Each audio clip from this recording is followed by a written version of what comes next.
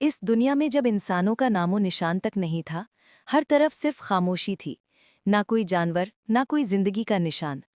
उस वक्त एक दिन अल्लाह पाक ने अपने तमाम फरिश्तों को हुक्म दिया, ए मेरे फरिश्तों, मेरे अर्श आज़म के करीब सब इकट्ठा हो जाओ।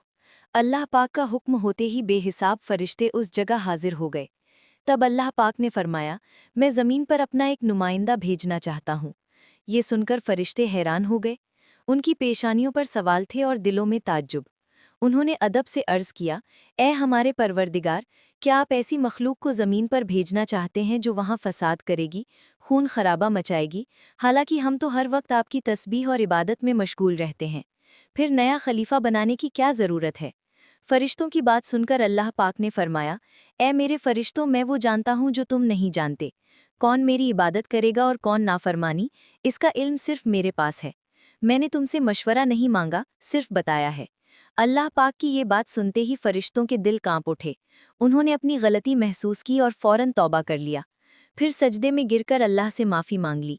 फिर अल्लाह पाक ने अपने 4 अजीम फरिश्तों को बुलाया, हज़रत जिब्राइल, हज़रत मीकाइल, हज़रत इसराफील और हज़रत इज़राइल अलैहिस्सलाम को। हुक्म मिलते ही अल्लाह ताला की बारगाह में हाजिर हुए।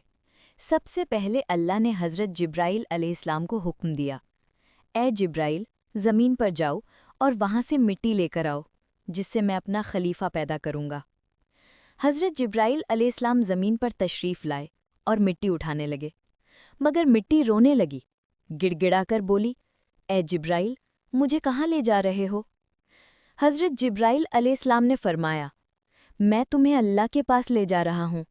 वो तुमसे एक ऐसी मखलूक पैदा करेंगे जो ज़मीन पर उनका नुमाइंदा होगी। ये सुनते ही मिट्टी और ज़्यादा रोने लगी और बोली, ए जिब्राइल, मुझे मत ले जाओ।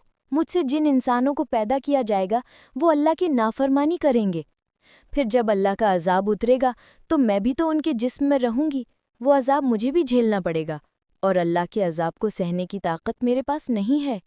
मेरी तरफ से अल्लाह से माफ़ी मांग लेना।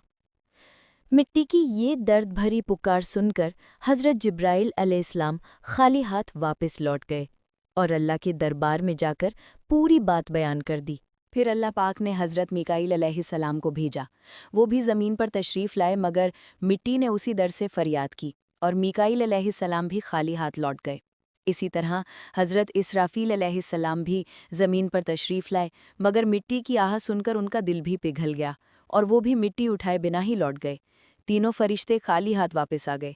फिर अल्लाह पाक ने हज़रत इज़राइल अलैहिस्सलाम को ज़मीन पर भेजा। जब इज़राइल अलैहिस्सलाम ज़मीन पर तशरीफ़ लाए तो मिट्टी ने फिर वही इल्तिजा की और बोली, ए